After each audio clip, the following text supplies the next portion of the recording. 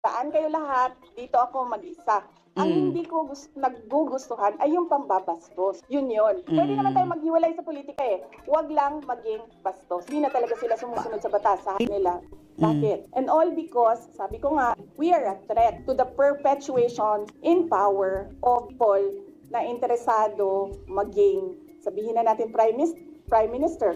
I am bothered na gusto nila i-frustrate ang pinili ng mga tao na maging Vice President Kaya all nga. because of power and politics. Pero ito, impeach nila ako, hindi kawalan sa akin ang posisyon na Vice President. In the first place, hindi ko naman gusto tumakbong presidente. Hindi ko ako mayor ngayon at hinahabol-habol nila ako dahil alam nilang pwedeng tumakbo ito sa 2028. Diba? Oo nga. Hahabulin nila ako. Alam nyo, kahit matanggal nila ako as Vice President, hahabulin nila pa rin. ako until the day na maupo sila sa 2028.